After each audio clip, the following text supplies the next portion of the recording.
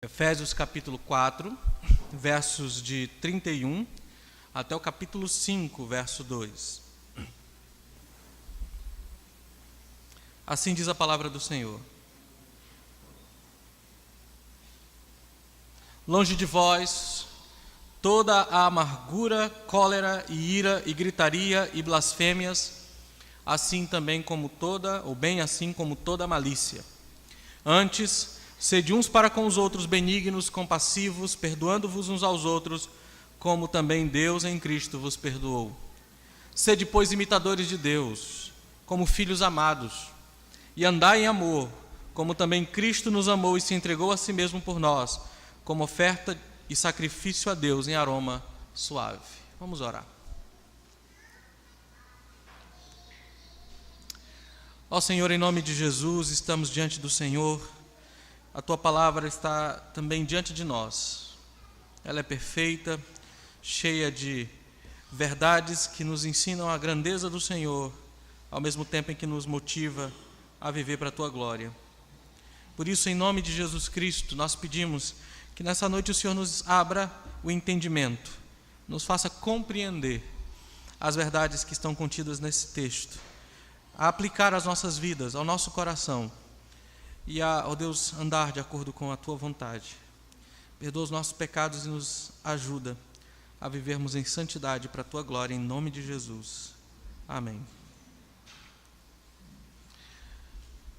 A nossa igreja, a igreja presbiteriana, é uma igreja de tradição reformada.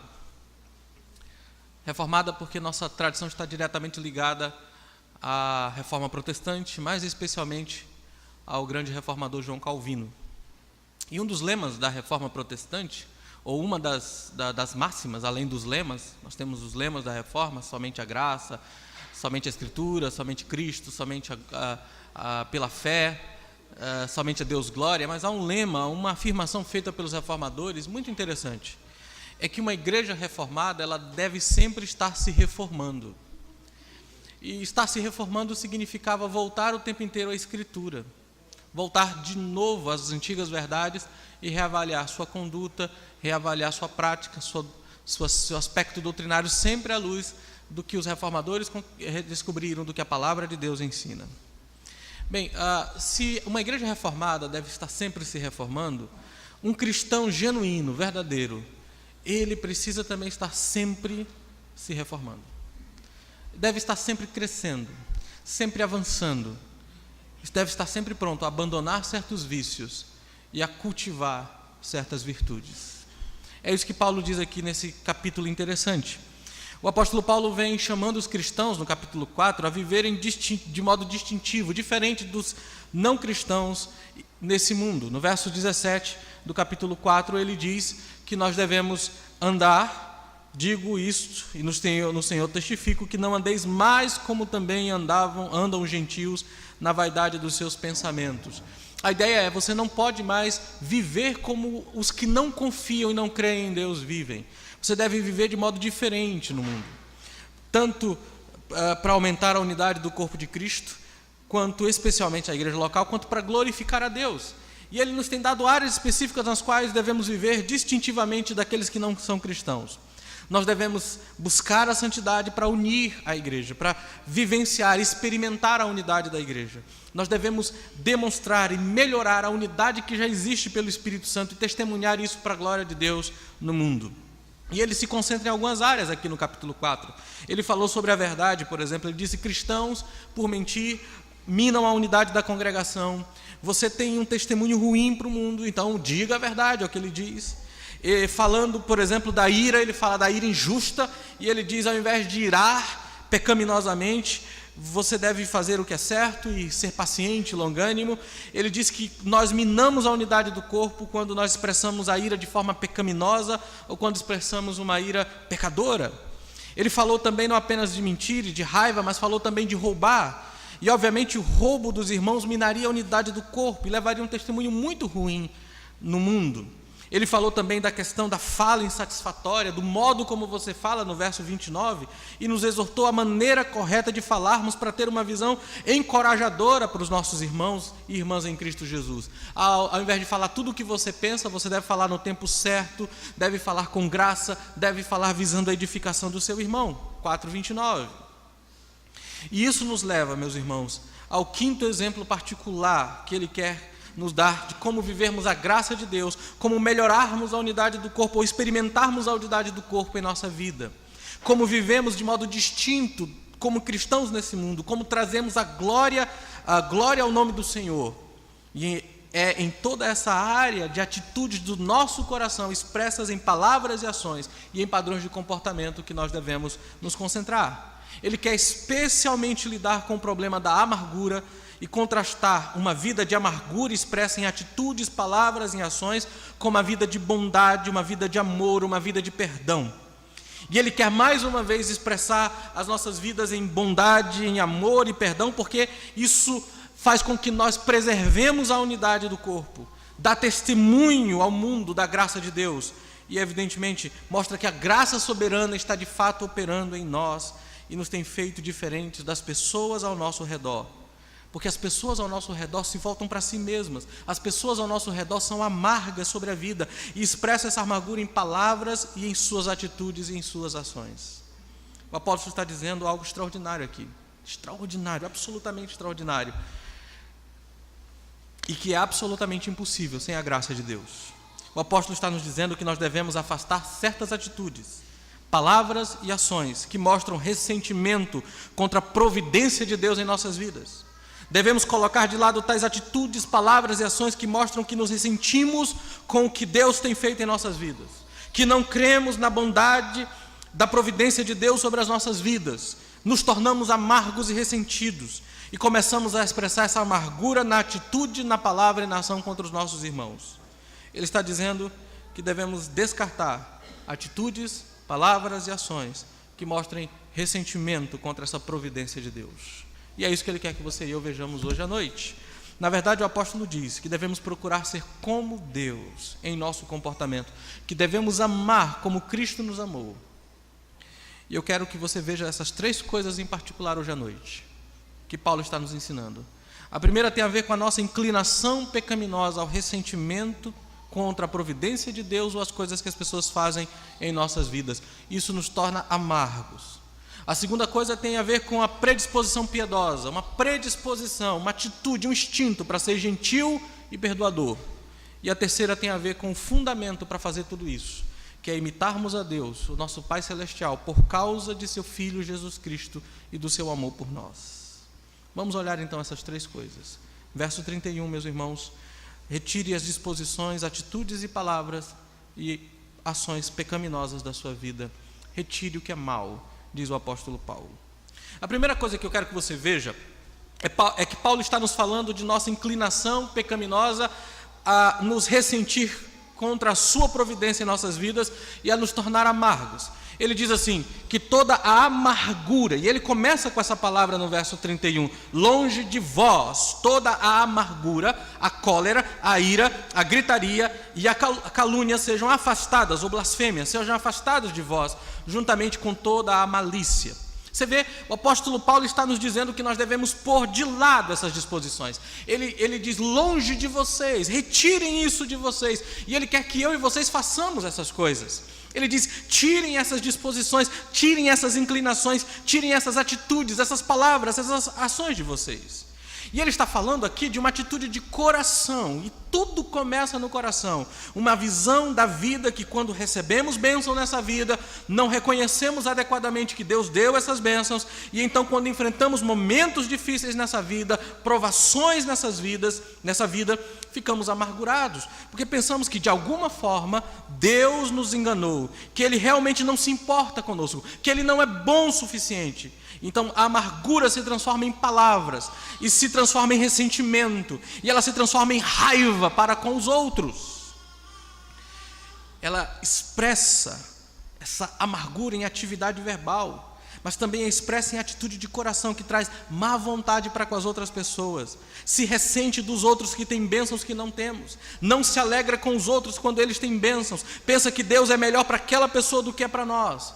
E ele está falando sobre uma questão de atitude, meus queridos. Uma questão de atitude. Dá para ouvir, né? Beleza. Tá?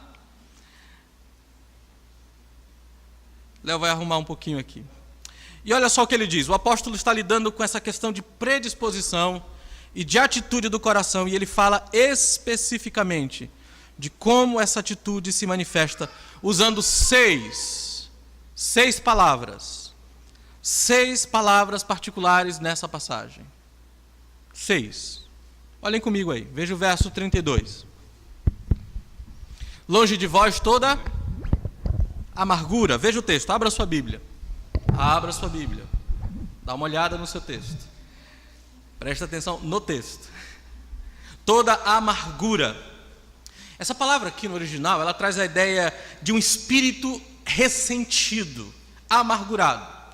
Amargura é a reação autopiedosa a coisas que acontecem, que não acontecem do nosso jeito. Quando não acontece do nosso jeito, ficamos ressentidos e amargurados. Especialmente quando pessoas pecam contra nós, quando pessoas agem contra nós. Então nos ressentimos das coisas que acontecem conosco ou das coisas que não acontecem do nosso jeito. Você já viu gente assim? Nós normalmente somos assim, né? Se a coisa não é do nosso jeito, ficamos chateados, ficamos irritados, nos indispomos, né? Brigamos até por conta disso. Essa amargura aqui,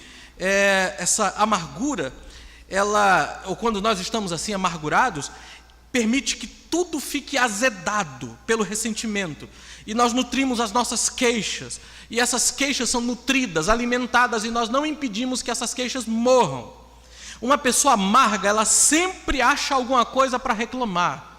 Ela sempre está criticando, ela sempre verá o que há de pior em uma pessoa ou em alguma coisa. Você não consegue ficar muito perto dessa pessoa. Suas palavras são sempre amargas, ressentidas, azedas, difíceis. Ela nunca consegue ver nada de positivo. E evidentemente que ela é a fonte de todas as outras palavras, porque a amargura leva à ira aqui. E a ira é uma raiva emocional aqui dentro do coração. É uma ira pecaminosa que pode explodir em violenta fúria. E se você se você faz de sua família ou de seus companheiros de trabalho, você mantém eles nervosos por causa de suas explosões, então você deveria avaliar o seu coração e tirar esse temperamento violento de você. Não se desculpe por ele. Não venha com a desculpa de que eu nasci assim, eu morri assim, eu vou ser sempre assim, Gabriela. Não funciona. Não é esse o esquema. É o meu jeito, é o meu temperamento, eu sou positivo, coisa que Maranhense gosta de falar. Eu sou positivo, não há nada de positivo nisso. A amargura leva a esse ressentimento no coração, que pode também manifestar-se em cólera. Cólera é uma palavra que traz a ideia de uma hostilidade assentada, uma disposição hostil contra alguém. Normalmente a gente pensa em cólera como uma explosão de raiva, mas aqui a palavra tem o sentido de ser descontente, zangado o tempo inteiro. E é esse tipo de pessoa que entristece o Espírito Santo. A ira explode, a cólera se ressente, se amargura e se coloca em disposição hostil contra as pessoas. Tudo começa com a amargura do coração por algo que alguém fez ou por causa do que Deus fez.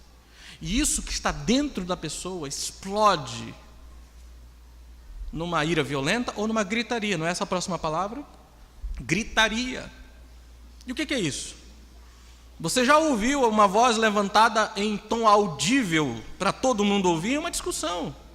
Alguém gritando com alguém porque eles estão com raiva ou estão amargurados sobre alguma coisa. Quando um casal, por exemplo, dentro de sua família, dentro de seu lar, não resolve as coisas em confissão de pecado e perdão, uma série de sentimentos vai se criando dentro do coração. E quando eles começam a dialogar com coisas muito simples, o marido explode com a esposa explode com o marido e começa uma gritaria dentro de casa. É esse sentido aqui. Uma raiva, eles estão amargurados. Está relacionado e flui da ira, significa gritar alto, ou pode ser usado até mesmo para brigas. É a tentativa de forçar o outro também a fazer a sua vontade pela força, por isso você grita alto, para que o outro possa fazer o que você quer, mas há muito ressentimento dentro do coração, há essa ira, essa raiva, essa coisa dentro de você. E você vê o problema? A amargura no coração, não resolvida, leva a um ódio e uma ira explosiva que pode se manifestar em gritaria, mas se manifesta também uma coisa até pior: a blasfêmia. A blasfêmia aqui é falar mal dos outros, principalmente quando esses não estão por perto.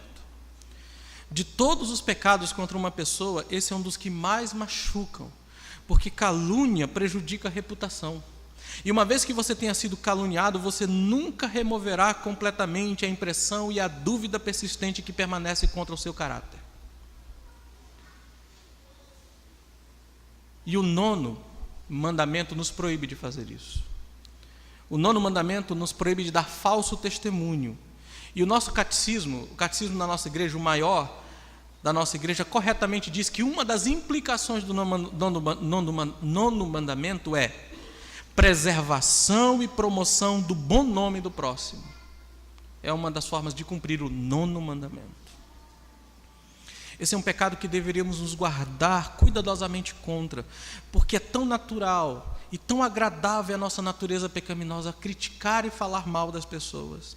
Jesus diz que se tivermos uma queixa contra outro, nós devemos ir pessoalmente a Ele e tentar resolver pessoalmente com Ele. Se queremos nos unir ao ataque que o diabo faz contra o Evangelho, a primeira coisa que deveríamos fazer é espalhar fofoca e insinuações sobre outros cristãos e sobre a igreja entre a gente. O que começa numa amargura ressentida no coração termina no falar mal uns dos outros o tempo inteiro. E por fim, a última palavra é malícia. E malícia aqui é má vontade, má intenção para com o outro, uma má disposição, uma inclinação má contra o outro. O apóstolo está dizendo que essa atitude complexa, essa predisposição do coração, ela tem que sair de você.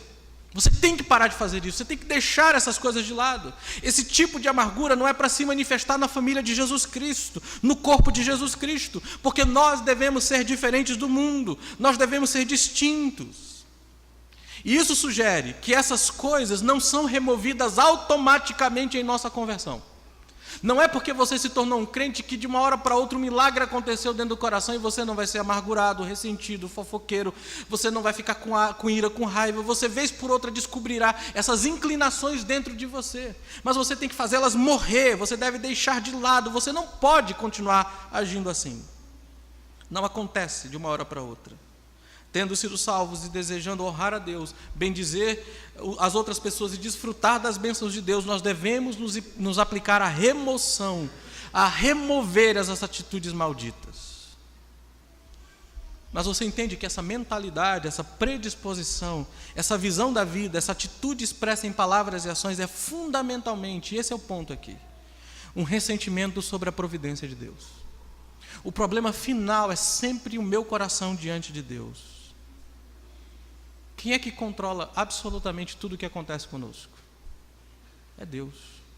Tanto o bom quanto o ruim. Quando você chega a esses pontos na vida, que são difíceis, de ressentir-se contra a providência de Deus, por que Deus permitiu que isso acontecesse comigo? Por que essas coisas estão acontecendo comigo? Você começa a alimentar um coração ressentido e amargurado. E isso fatalmente explodirá na maneira como você trata seus irmãos em Cristo Jesus. Quando você chega a esse ponto difícil na vida, pensando em seu coração, mesmo se você não diz isso em voz alta, você talvez diga assim, no fundo do coração, a raiz do problema, a raiz que está por trás desse pensamento é: Deus não é bom para mim, eu fui enganado, eu fui feito errado contra mim, eu não mereço o que está acontecendo comigo, eu mereço mais do que isso, não é justo o que está acontecendo comigo. E constrói, e constrói, e constrói até que haja uma atitude, um coração de amargura que começa a se expressar em ações e palavras e finalmente em uma atitude de má vontade que não deseja o melhor para a outra pessoa. Nós falamos mal, nós agimos assim. Aliás, tem uma parábola na Bíblia que ensina isso. Eu quero mostrar isso para você. Lucas capítulo 15 fala da parábola do filho pródigo, lembram? A parábola do filho pródigo. E quando nós ensinamos essa parábola, nós temos o costume, muitas vezes, nós concentramos a nossa atenção no filho mais novo. naquele que abandonou a casa, que envergonhou o nome do pai, e com razão, é uma história extraordinária. O cidadão sai, desperdiça a sua herança, depois vem, se arrepende do que fez, volta para o seu pai. É uma história notável, mas ela não é o fim da história. Em outros momentos a gente se concentra na atitude do pai. Eu acho isso também extraordinário, porque ele é um pai notável, ele foi profundamente ferido por esse filho, ele está lá de braços abertos, recebendo o filho de volta, como Deus nos recebe em graça. Mas você sabe, eu acho particularmente que provavelmente o ponto principal aqui é que o Senhor Jesus quer que pensemos em uma outra pessoa nessa parábola. Porque vocês lembram que a parábola do filho pródigo começa com os fariseus criticando Jesus, olha a amargura e o ressentimento, criticando Jesus porque os pecadores, ele recebe os pecadores e os publicanos. Então o centro da parábola a última parece focar exatamente nesse tipo de gente. E é a pessoa de quem ele fala no capítulo 15, versos 27 a 32. Quem é? É o irmão mais velho. E agora eu digo isso, que esse é o ponto, porque Jesus termina a história falando sobre esse irmão mais velho e encerra por aí. Você vê que não tem um final definitivo assim, do tipo, e aí ele se arrependeu, chorou de lágrimas, pediu perdão para o pai e para o irmão. Termina na história desse irmão mais velho. E quando Jesus conta a história, normalmente, a última coisa que ele diz é o que ele quer que você se lembre. É o ponto de concentração da narrativa. E se você lembra do irmão mais velho, eu quero dizer, você pode ler essa passagem em Lucas 15, 27 a 32. Mas eu acredito que o ponto está no verso 28, onde a atitude do irmão é de fato demonstrada. O irmão mais velho, ele volta para o seu pai. Lembra da história? O filho pródigo volta para casa, o pai mandou matar um bezerro, a festa começou, e ele diz, meu filho que estava perdido foi encontrado, estava morto, está vivo agora, ele voltou para casa, ele está na família, cantem, celebrem comigo. E a resposta do irmão ao pai, você lembra a resposta? Ele diz, você nunca fez isso por mim. Eu sempre estive aqui na sua casa, fazia tudo o que você mandava. E esse teu filho, esse teu filho foi, desperdiçou tudo o que tinha, ele volta com essa cara lavada e o senhor faz uma festa para ele. Eu não pude pegar nenhum bodezinho para fazer uma festa com os meus amigos aqui. Ressentimento, amargura, tudo fluindo do coração desse irmão. E sabe o que essa atitude rancorosa, amarga, era tanto para com o pai quanto para o seu irmão? E você lembra, ainda pior do que isso, você se lembra do que o pai disse ao filho dele? Meu filho, tudo o que eu tenho também é seu. Você podia ter matado o bezerro a hora que você quisesse. E era verdade, mas ele estava amargo. Ele sentiu que de alguma forma ele não tinha o maior pedaço do bolo. Ele não estava sendo tratado como merecia, apesar de tudo que o pai, de que tudo o que o pai tinha era dele também. Ele estava ressentido, ele estava amargo. E Jesus nos mostra essa raiz de amargura. Esse é o problema lá. E o apóstolo Paulo está dizendo que não é assim que nós, como crentes, devemos viver.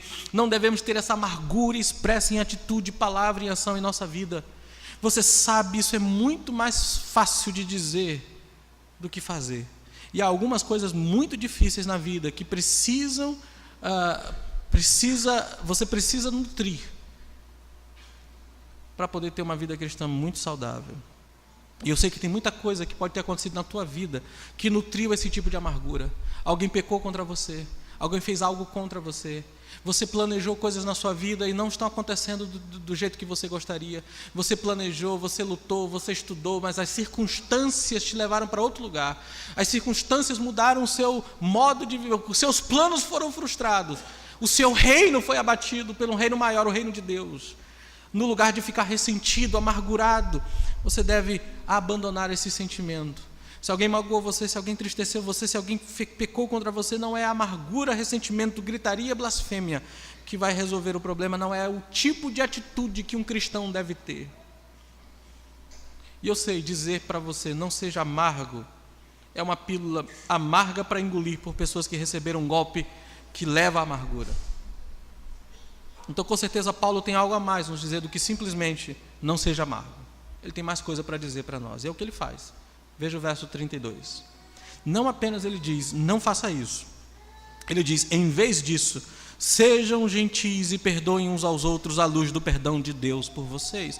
Em outras palavras, cultivem o bom, o bem na vida de vocês. Vamos ver a segunda coisa, verso 32. Veja como aqui nós temos uma ordem. No lugar de fazer as coisas do verso 31, ou seja, antes, sede. O verbo está no presente, seja o tempo inteiro. A ordem é para você fazer isso com todo mundo, uns para com os outros. Deve haver mutualidade, todo mundo fazendo com todo mundo. Não apenas com os mais queridos, não apenas com os mais próximos, não apenas com quem você concorda, não apenas para pessoas que são amiguinhos de você desde a sua infância. Não, é com todo mundo sem exceção, uns para com os outros. Sede uns para com os outros benignos, bondosos, é uma boa tradução. Tenham uma atitude de bondade para essas pessoas, sejam compassivos, sejam pacientes com eles, perdoando o tempo inteiro uns aos outros, como também Deus em Cristo vos perdoou. Paulo diz, não só não seja amargo, mas ele diz, seja gentil e perdoe uns aos outros. Sejam bondosos e perdoadores uns com os outros, à luz do perdão de Deus a você. Você vê, o apóstolo Paulo não só diz que em flagrante contraste com a vida de amargura em que nos ressentimos com o que Deus faz e com o que as pessoas fazem conosco, e duvidamos da bondade de Deus, não vamos viver uma vida de bondade e perdão se a gente alimentar essas coisas. Não vamos fazer isso apenas porque decidimos fazer isso, vamos fazer por causa do que Deus fez conosco. Nós vamos fazer, veja o verso 32, assim como Deus em Cristo vos perdoou. Agir com bondade, ser extremamente paciente e perdoador o tempo inteiro, só vai acontecer quando você entender o que Deus fez por você. Ele foi gentil com você. Ele foi incrivelmente benigno com você. Ele foi de uma paciência extraordinária com você e comigo. Quando nós merecíamos, que não merecíamos que Ele fosse amável conosco. Ele tem nos perdoado quando não merecemos o perdão. E assim o apóstolo Paulo está dizendo, essa é a chave, meus irmãos. É somente quando você percebe que você é o destinatário de uma bondade que você não merecia. É somente quando você percebe que você é destinatário de um perdão que você não mereceu. De repente você olha para essas coisas e está livre para fazer o que Deus ordena, o que Deus manda para você. Em seu amor, em sua bondade e em sua paciência para com você, Ele agiu o tempo inteiro para o seu bem. E Ele libertou você para ser bondoso com aqueles que não merecem ser bondosos nessa vida. E para perdoar aqueles que profundamente o ofenderam e que não merecem ser perdoados por você. O critério de julgamento de como eu ajo com meu irmão é o como Deus fez comigo. Ele nos libertou. E Ele não está simplesmente dizendo para você, faça isso. Ele primeiro mostrou o seu amor, a sua bondade, o seu perdão. Ele perdoou você, Ele aceitou você, Ele é paciente com você. Ele mostra de uma maneira tão pródiga que literalmente muda a sua vida. É quando você alimenta a sua mente com o incrível perdão de Deus, quando você tem consciência do quão terrível é o seu pecado aos olhos de Deus, e Deus perdoou você e continua sendo paciente com você, é que você conseguirá ser benigno, compassivo e perdoador com seu irmão. Sabe, Jesus conta uma história de uma mulher assim. Vamos voltar para Lucas, Lucas capítulo 7. Lucas capítulo 7.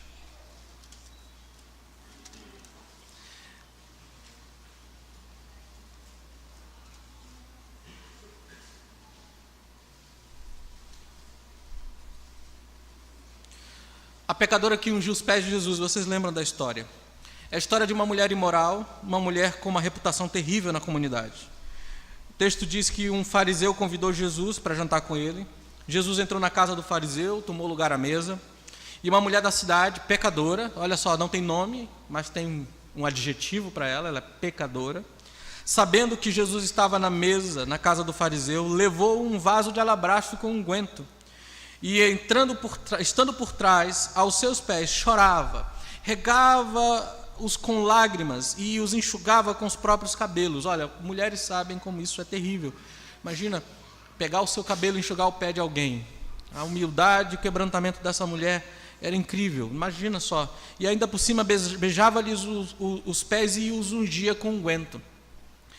Aí vocês lembram dessa história, ela começou a fazer tudo isso e o fariseu, ele começou a ficar indignado com Jesus. Veja só, ao ver o fariseu que o convidara, disse consigo mesmo: se este fosse profeta, bem saberia quem e qual é a mulher que lhe tocou, porque é pecadora.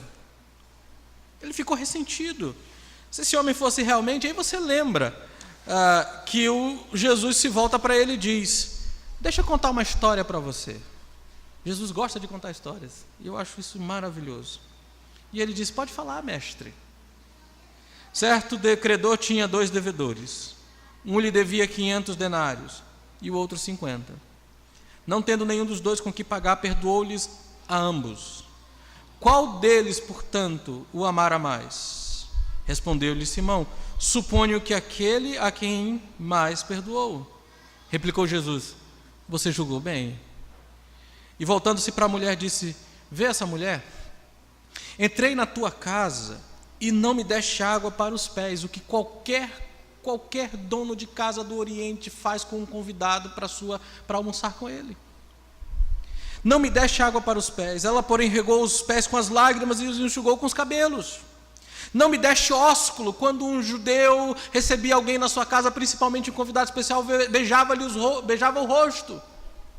Você não beijou como é a prática comum de alguém que hospeda o outro. Ela, entretanto, desde que entrei, não cessa de me beijar o óleo. A unção na cabeça é também uma demonstração de que aquela pessoa é um convidado especial na casa. Ele diz: você não me ungiu a cabeça com óleo, mas essa com um bálsamo ungiu os meus pés. Por isso eu te digo: perdoado lhe são os muitos pecados, porque ela muito amou. Mas aquele a quem pouco se perdoa, pouco ama. Então ele disse à mulher: perdoados são os teus pecados. E os que estavam lá à mesa começaram a dizer: quem é este que perdoa pecados? Mas Jesus diz à mulher: a tua fé te salvou, vai-te em paz. A pergunta deles tem uma resposta: quem é esse que perdoa pecados? O próprio Deus contra quem ela pecou. Ela estava na presença dele e disse: teus pecados estão perdoados. Meus queridos, ele diz: essa mulher amou muito porque muito foi perdoado, e você ama pouco porque você foi pouco perdoado. Em outras palavras, Jesus está atacando a atitude. Eles não achavam que precisavam de perdão e, consequentemente, não amavam a Deus como deveriam. Mas essa mulher sabia que ela precisava de perdão, e ela tinha recebido o perdão gracioso de Jesus Cristo, e ela amou com todo o seu coração, e isso mudou radicalmente a vida dela. Esse é o ponto de Paulo aqui. É o mesmo. Aqueles que foram perdoados muitos serão capazes de amar e perdoar muito também. Aqueles que percebem que foram perdoados por Deus de seus pecados em Cristo, estão dispostos a amar, estão preparados para perdoar, não importa qual seja o pecado. O segredo de não viver essa vida amarga, em vez de viver essa vida amarga, ressentida, cheia de gritaria, de ódio, de raiva, em vez de viver essa vida assim, viver uma vida de perdão e de bondade, é perceber a graça de Deus que é nossa em Cristo Jesus. Não há nenhum pecado que você cometa contra o seu irmão, que seu irmão cometa contra você, que seja maior e mais grave do que o pecado que você cometeu contra Deus. E Deus perdoou você e foi paciente com você. Se você não perceber a grandeza dessa graça, eu posso dizer a você, meu querido irmão em Cristo Jesus, que você nunca vai conseguir fazer o que o apóstolo Paulo ordenou aqui. Naquela área da sua vida, daquela ferida mais profunda nessa vida. Não adianta simplesmente dizer: pare de ser amargo, comece a ser gentil. Tem de haver alguma coisa a mais. Tem de haver uma experiência predominante, sobrenatural, esmagadora do perdão e do amor de Deus em nossa vida em Cristo Jesus. Mas quando surge essa experiência dominante, poderosa, sobrenatural do amor de Deus, do perdão de Deus, da bondade de Deus em Cristo, isso nos liberta para deixar que nós nos entreguemos a nós mesmos em amor e em perdão aos irmãos, ao invés de nutrir amargura. Nós negamos a nós mesmos, nós mortificamos essas coisas dentro de nós e nós nos entregamos ao amor e ao perdão. Por isso, para você não viver uma vida cheia de amargura e ressentimento, você precisa ponderar seriamente acerca das bênçãos do Evangelho para você, do que Deus fez com você. Deus perdoa você. Deus perdoa você. Então perdoe também. Você peca, eu e vocês pecamos todos os dias, e Deus é incrivelmente paciente conosco. Lutamos contra o pecado, queremos viver uma vida santa, mas falhamos. E Deus é compassivo. Deus derrama sua bondade em nós, apesar da nossa rebeldia e da nossa dureza de coração. Ele continua sendo bondoso conosco. E toda vez que confessamos os nossos pecados, Ele nos perdoa, sem lançar em rosto. É isso que Ele quer que você faça, é desse jeito que Ele quer que você viva. É isso que o apóstolo está dizendo hoje para você. Ele está dizendo que devemos ser gentis, perdoadores. Precisamos, porque percebemos quão gentil e perdoador Deus é para conosco. Deus, nosso Pai, tem sido para conosco em Cristo. Terceiro, seja como Deus e viva no amor, à luz do amor de Cristo por você. Veja o verso 1 e 2 do capítulo 5. Você vê que Paulo está dizendo, ele diz: sede, pois, imitadores de Deus como filhos amados. Andai em amor, como também Cristo nos amou e entregou a si mesmo por nós, como oferta e sacrifício em aroma suave. Eu quero que você faça uma pausa por apenas um momento e pense: quão radicalmente centrado em Deus é esse modo de vida que Paulo está ensinando aqui. Observe, ele diz: imite Deus. Aprenda Cristo, não entristeça o Espírito, que ele disse um pouquinho mais no verso 30. É tão radicalmente centrado em Deus. Nossa vida gira em torno de Deus, gira em torno de quem Deus é. Nós devemos ser como nosso Pai Celestial é, ser como nosso Salvador, e não devemos entristecer o Espírito que nos ama e que quer que sejamos como nosso Pai e como nosso Salvador. Assim, toda abordagem da vida aqui tem que ser centrada em Deus. Você não conseguirá viver como cristão se você simplesmente dividir a sua vida em dois estágios. Uma é a vida da igreja, outra é a vida que eu vivo fora da igreja. Eu sou crente quando eu estou na igreja levantando os braços e cantando louvores a Deus e ouvindo o sermão, participando da escola bíblica. Mas quando eu estou no meu trabalho, ou no meu namoro, ou no meu casamento, os valores não são os mesmos. Se você não vive uma vida centrada em Deus, você não vai viver de fato como cristão. É tudo sobre Deus, não é sobre você. É tudo sobre ser a imagem de Deus. Lembra, nós fomos criados à sua imagem e semelhança para refletir a sua glória. E nós agora fomos regenerados para isso. Veja o capítulo 4, verso 20. Mas não foi assim que aprendestes a Cristo, se é que de fato tendes ouvido e nele fostes instruído, segundo é a verdade em Jesus, no sentido de que quanto ao trato passado vos despojeis do velho homem, que se corrompe segundo as concupiscências do engano, e vos renoveis no espírito do vosso entendimento, e vos revistais do novo homem, criado segundo Deus, em justiça e retidão procedente da verdade. Você é uma nova criatura, criado segundo Deus, para viver em retidão e em justiça que procede da verdade do Evangelho. É isso que você é, e esse é o tipo de vida que você deve levar. Por isso, quando Paulo diz, imite a Deus, ele está dizendo, você foi criado à imagem dele, você foi restaurado e regenerado para ser semelhante a ele. Então viva assim, viva, copie o nosso Deus.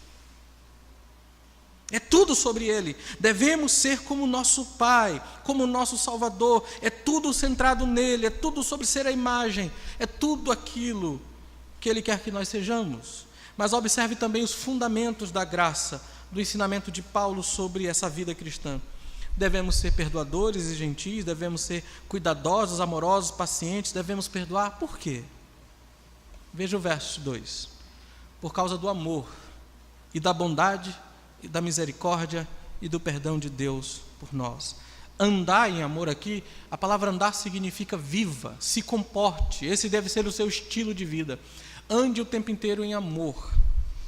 como também, e aqui está o modo desse amor, não é um sentimentalismo vago, não é o tipo de amor que os crentes têm por aí, que não é amor, é a tolerância para com os outros, um amor sentimental, e que muita gente confunde com gostar. Eu gosto do irmão e acha que isso é amor. Não, aqui é um amor que tem um modelo. O modelo é Cristo nos amou e se entregou a si mesmo por nós. É um amor sacrificial, que se entrega em sacrifício para o bem do outro. Esse é o sentido aqui. Deus tem sido muito gentil conosco, perdoador conosco, que somos ingratos e egoístas.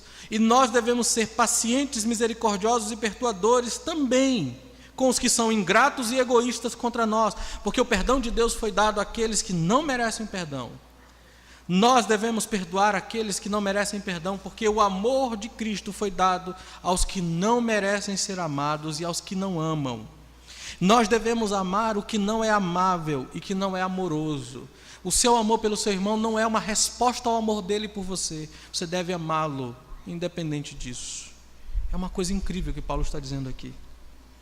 Paulo está dizendo que quando percebemos a grandeza do perdão, a grandeza da bondade e da misericórdia e amor de Deus em nós, isso vai ter um efeito transformador da nossa vida, de modo que em vez de sermos revoltados em nós mesmos, amargurados, por Deus não nos ter dado o que nós achamos que Ele deveria dar, ou o que nós achamos que merecemos, de repente percebemos: Senhor, não merecemos nada, e o Senhor nos deu tudo, o teu incrível amor, o perdão, o teu Filho sacrificado por nós na cruz. Cristo morreu em nosso lugar como um sacrifício agradável a Deus em nosso favor. O apóstolo Paulo está dizendo, irmãos, que a chave para não ser uma pessoa amarga é exatamente isso. Para não ser uma pessoa que é incapaz de perdoar, mas para ser uma pessoa perdoadora, paciente, amorosa, apesar de todas as circunstâncias, apesar da maneira como as pessoas tratam você, a chave é perceber que Deus fez coisas incríveis por você. É perceber o que Deus fez por você em Cristo. E quando essas percepções acontecem, ela leva a uma congregação de pessoas que são capazes de tolerar o pecado uns dos outros, que são capazes de ser bondosos e compassivos uns com os outros, que são capazes de perdoar uns aos outros, que são comprometidos em fazer o bem uns aos outros e que querem encorajar uns aos outros e edificar uns aos outros. O Evangelho transforma uma igreja. O Evangelho transforma pessoas. E o mundo vê isso, meus irmãos. O mundo olha para nós e diz: o que está acontecendo ali? Essa turma é diferente, eles não são egoístas. Se tivessem feito o que fizeram com eles, comigo, eu já tinha ido para cima. Você ouve o tempo inteiro a gente falar isso, até mesmo da igreja. Ah, se fizesse isso comigo, né, Gabriel? Se fizessem isso comigo, vocês iam ver. Eu não guardo almoço para janta. Vocês acham que isso é cristão? Não é. Isso é mundano. Isso todo mundo lá fora faz. Mas as pessoas olham para você e dizem: não, essa turma não é assim. Eles não são egoístas, eles têm essa atitude de autodoação, não vejo amargura entre eles. Tem essa pessoa que passou por isso, olha só que coisa incrível. Como é que um cristão daquela congregação passou pela mesma coisa que meu irmão passou, mas meu irmão é amargo, ressentido, é um cara que triste, zangado, é difícil viver com esse tipo de gente, mas esse não, ele é terno, ele é doce, ele é bondoso, ele é amoroso. Como é que é isso? Quem explica isso nele? É porque esse crente reconhece que Deus é bom e que até mesmo as provações que passam por ele se destinam para o nosso bem, e assim podemos confiar nele, na sua bondade, mesmo quando pessoas pecam conosco. Nós temos que olhar para a mão providencial de Deus cuidando de nós e usando essas circunstâncias para o nosso crescimento, e não ressentidos e amargurados em resposta irada e colérica contra as pessoas. Podemos confiar na bondade de Deus, porque Ele nos amou dessa forma, nos perdoou dessa forma. E o que é mais? Aquele crente percebe: sabe o que eu mereço? Eu mereço o inferno, e Ele me deu a vida, com Ele agora e para sempre, à custa do sangue de seu Filho. O que é para mim perdoar aqueles que me fizeram mal diante de tudo isso? O que é para mim ser gentil e paciente com aquela pessoa que me magoou desse jeito, com aqueles que falaram indelicadamente comigo ou que pecaram gravemente comigo? Oh, eu quero viver essa vida de sacrifício, assim como Cristo sacrificou-se pela felicidade do seu povo, assim eu quero também. Eu quero que a minha vida seja um aroma suave, oferecido a Deus em ação de graças pela bondade que Ele mostrou a esse pecador merecedor do inferno. Então a minha atitude com o irmão não será de briga, de ressentimento, de impaciência, de amargura, mas de amor, de bondade e de perdão. É para isso que Paulo está nos chamando nessa noite, irmãos. E isso é extremamente radical. E é impossível, a menos que você tenha recebido a graça de Deus em Cristo Jesus, mas é glorioso, porque isso edifica uma igreja unida que testemunha a glória de Deus para o mundo. Se você quer ser isso, então faça o que Paulo diz: deixe a amargura, deixe a cólera, deixe a ira, deixe a gritaria, pare de falar mal das pessoas. Não tenha um sentimento mal para com as pessoas, não se indisponha com elas. Antes, seja bondoso o tempo inteiro com as pessoas.